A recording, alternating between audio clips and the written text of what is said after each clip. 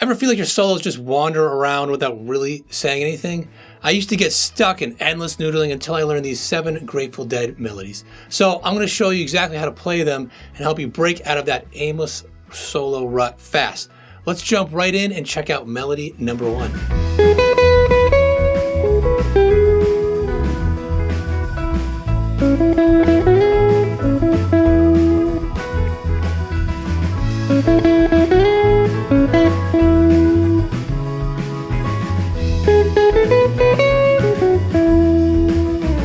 So that was Going Down the Road Feeling Bad, which I know is a cover. It's actually not a Dead tune, but they played it so well. It's like it might as well have been one of their tunes. So, you know, we're in the key of E, and we're going to play way up high up here, in this shape. And it's got 4 very clear phrases with a lot of space between them. So we've got a lot of space, and then we're going to move it down here. Just repeats it again. And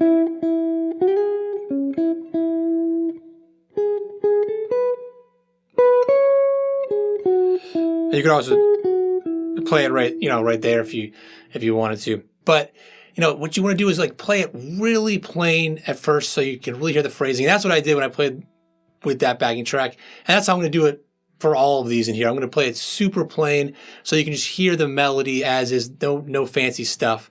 And if you want the tab for this and all the rest, just grab the free PDF at the link down below. And next up is a tiny hook that's just perfect for launching a solo.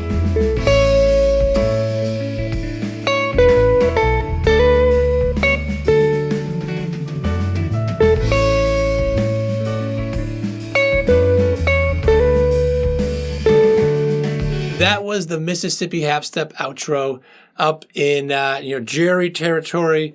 Up here, it's basically just over an A to D, and it's basically just 3 notes, right? Just like this.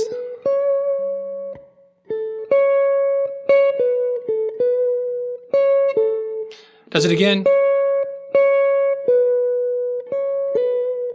And it brings it back to the A right there, And you could simplify it by only playing 2. If you bend this note to this,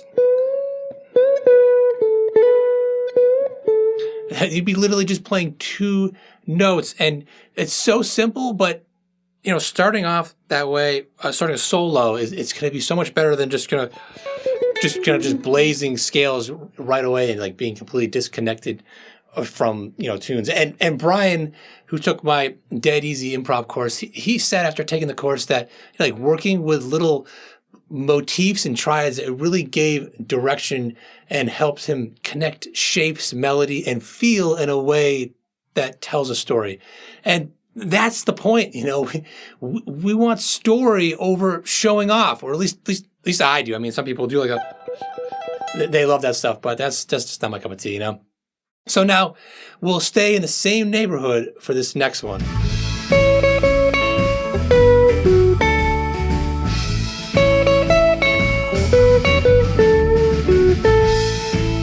So that was the chorus from Deal, same position, but starting on a C sharp, and it's just got,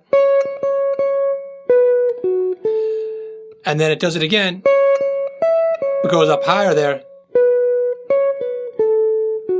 And then it resolves it down there. And it's just so simple. It works well in the middle of the tune or the chorus, or kind of like the end, the outro, when they jam out the chorus and then usually go into a solo and stuff. Let's build on that with a cover that traces the classic arc of having a theme, developing it, a climax, and resolving it.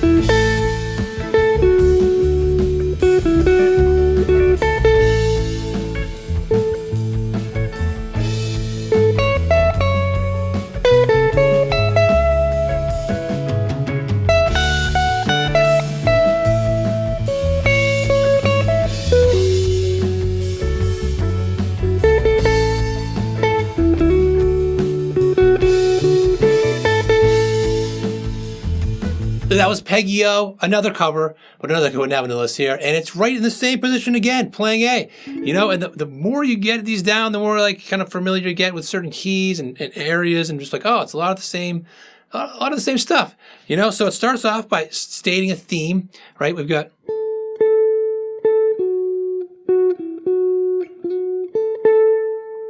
and then it goes a little higher.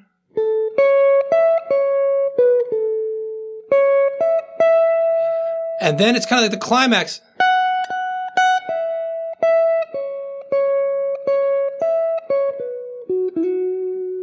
And then it just kind of brings it back home.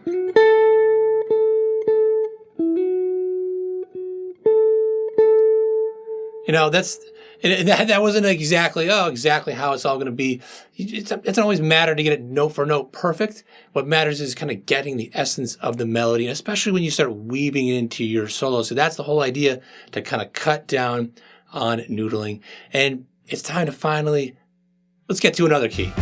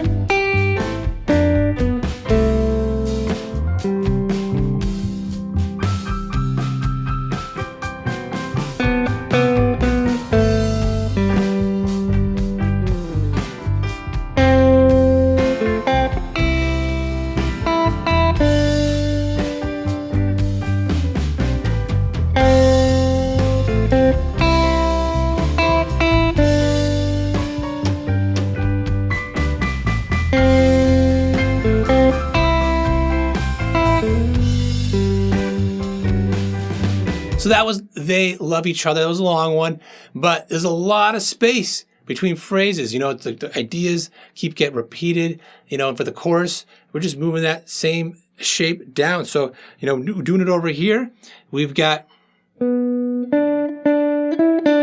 lot of space. Does it again. And then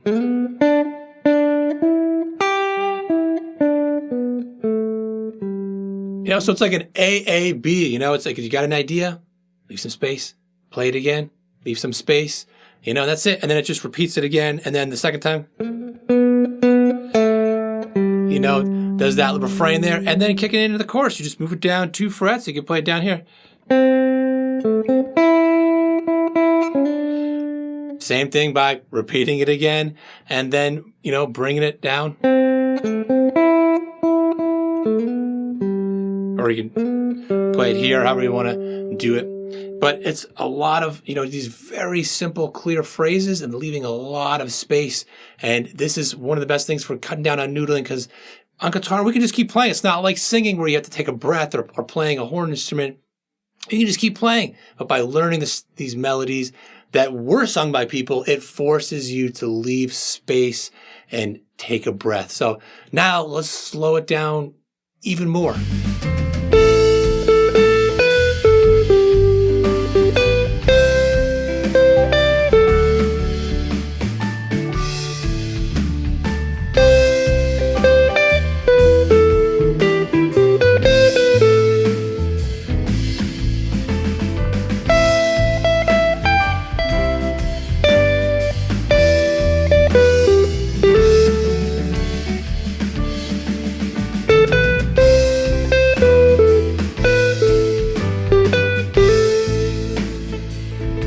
So that was Loser. It revolves around an A minor, you know, up here. And a lot of times when Jerry would solo over this, he would just be playing around the melody. He wouldn't do that much else at all. And it kind of rises up and then it returns. And it's like it's that same story shape. You know, we kind of keep seeing here. It's just like a darker color, you know. So it starts up here on an A going.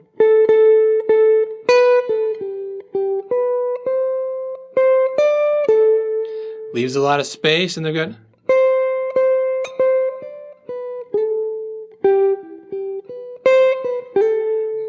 Right, back to that A, you know, kind of resolving on roots a lot. And then we've got, now it's bringing it up to climax.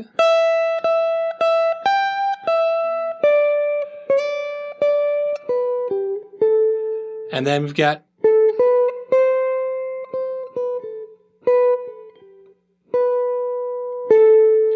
kind of resolves it back down. So you can see the climax is not always like right at the end as you think. It's a little bit earlier and leaves room to resolve things.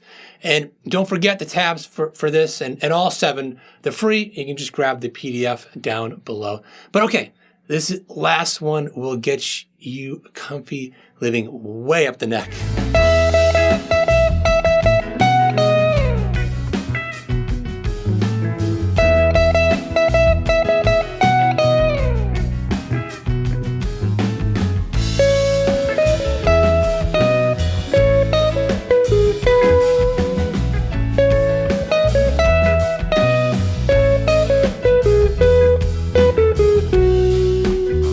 So that was none other than Scarlet begonias.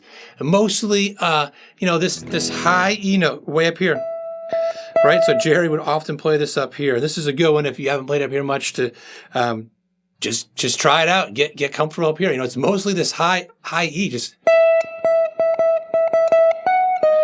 and then like normal, lots of space, right? Does it again.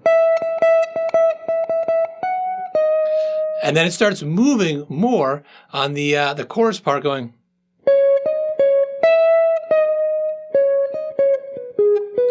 Little space.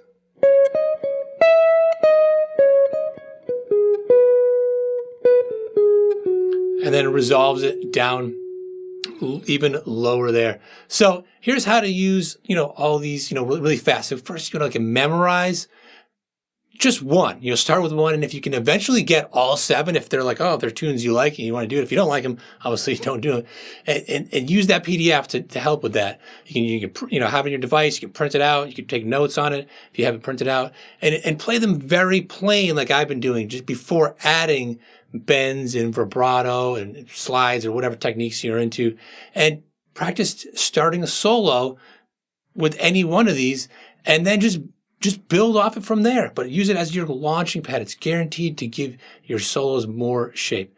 But okay, learning these, it's step 1, but check out this video here, because if you stop now, it might sound a little flat. There's one small shift that Jerry used that most players miss, and it gives you that singer-like lift.